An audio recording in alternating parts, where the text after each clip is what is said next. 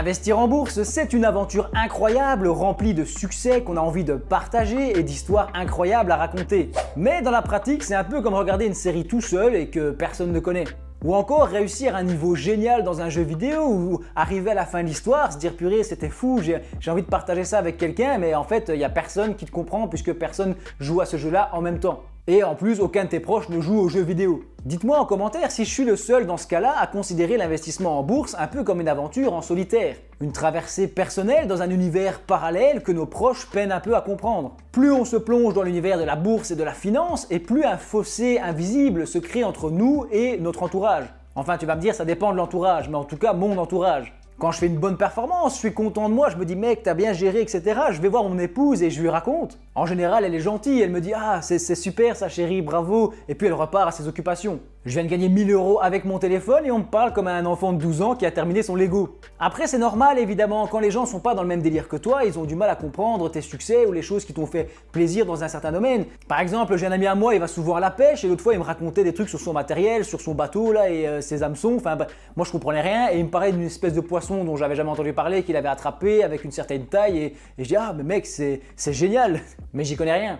Toi t'es là, tu découvres une news incroyable dans la finance, t'as mis au point une nouvelle stratégie, t'as découvert une action ou un ETF qui est complètement sous-coté et qui performe super bien à l'avenir. Ça fait 2 mois que j'y pense et enfin ça a fonctionné, ça arrive. Puis rapidement, l'euphorie et le sentiment d'accomplissement personnel laissent place à une indifférence totale. Les discussions sur les actions, les ETF ou les prévisions économiques ont tendance à tomber dans l'oreille d'un sourd, puisque les gens ne partagent pas la même passion pour le monde financier.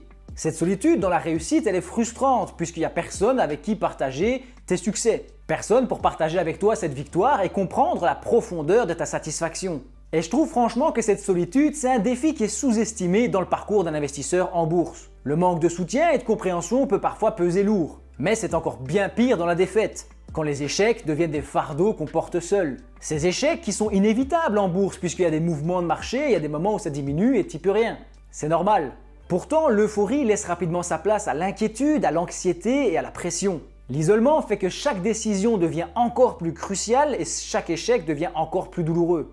Quand on gagne de l'argent, ça va, la solitude, c'est pas trop pesant. Même si ton entourage, il a tendance à se braquer, il se dit « Ah non, c'est pas possible de gagner comme ça de l'argent, d'avoir investi et que ça fonctionne en bourse et tout, parce qu'eux l'ont pas fait, ou parfois ils sont plus vieux, ils se disent bah, « purée, je suis passé à côté de quelque chose », donc ils restent dans le déni, ils disent « Non, c'est pas possible, ça n'existe pas, ça ne fonctionne pas ». Alors que toi, tu as bossé sur tes placements, tu as maté des centaines d'heures de vidéos YouTube, tu t'es formé, tu t'es éduqué financièrement, et tes succès passent complètement inaperçus. Tandis que celui qui achète de l'immobilier, tout le monde dit « Ah c'est bien, t'as investi dans la pierre, ça c'est bien, formidable investissement » parce que c'est concret, tout le monde voit ce que c'est, tout le monde connaît puisque la plupart des gens ont envie d'acheter une maison. Ils sont là « Ah où est-ce que t'as investi? Parle-moi de ta nouvelle maison. Moi on m'a jamais demandé de parler de mon nouvel ETF. » Tu peux initier la discussion mais ça tombera généralement dans l'oreille d'un sourd. Si la personne en face de toi n'investit pas en bourse, elle va un peu te regarder comme un extraterrestre. Tu te mets alors à regarder tous ces gens qui ont été à l'école, qui ont suivi des cours, qui ont ensuite trouvé un travail avec leur diplôme, pour tout ça pour gagner de l'argent, pour économiser et ensuite ne pas l'investir. Ils achètent des passifs qui les appauvrissent année après année. Et je critique personne, attention, et je suis pas non plus en train de me plaindre. C'est juste que je comprends pas pourquoi il y a si peu de personnes qui investissent en bourse. Souvent les gens ils pensent que tu joues limite au casino en ligne avec ton téléphone. Alors qu'en vérité, toi tu as des préoccupations économiques qui te trottent dans la tête toute la journée. Tu penses à ton rendement, à comment investir davantage, à quelle stratégie mettre en œuvre, et quel sera le monde économique de demain. Enfin bref, pour surmonter un peu cette solitude de l'investisseur en bourse, on va sur les réseaux sociaux, on va sur YouTube, on suit les vidéos, on met des commentaires, etc.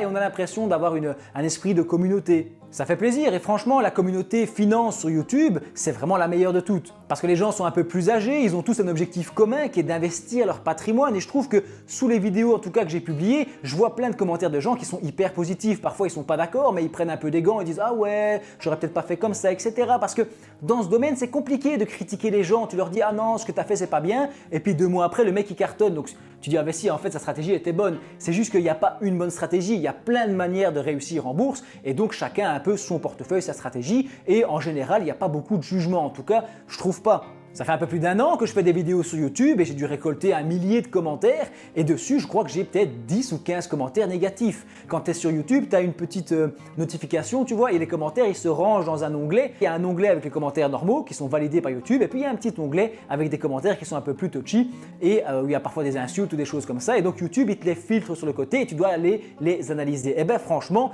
je dois jamais aller dans cette section, il n'y a jamais rien. Parfois il y a une arnaque avec quelqu'un qui veut t'emmener vers son lien Telegram pour t'arnaquer, ça donc je les supprime. Et puis de temps en temps il y a un gars qui dit une insulte ou quoi, bon ok c'est pas très sympa mais franchement j'en ai vraiment presque pas eu. C'est vrai que maintenant les gens ils vont se déchaîner dans les commentaires de cette vidéo et que je vais prendre le karma que je mérite.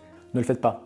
Enfin bref, ça fait du bien d'avoir cette communauté sur YouTube dans la finance et ça te fait sentir un petit peu moins seul. Franchement, dans ma vie, je pense que j'ai plus passé de temps à regarder des vidéos YouTube de finance que la télévision. Cependant, je pense qu'il faut quand même accepter que cette forme de solitude de l'investisseur en bourse fait partie du voyage. Tout investisseur en bourse a sa propre stratégie et se sentira seul à de nombreuses occasions. Ce n'est qu'en reconnaissant la séparation entre le monde quotidien et le monde de l'investissement qu'on pourra trouver une sorte de paix intérieure. Ça fait partie du voyage et c'est un peu le prix à payer pour participer à ce jeu complexe. Sois fier de ce que tu accomplis chaque jour et n'oublie pas que la solitude peut aussi être synonyme de résilience et de détermination. Pense aussi à t'abonner et à nous raconter ton aventure en commentaire. N'hésite pas à visionner la vidéo qui s'affiche à l'écran et je te dis merci d'avoir regardé ma vidéo jusqu'au bout.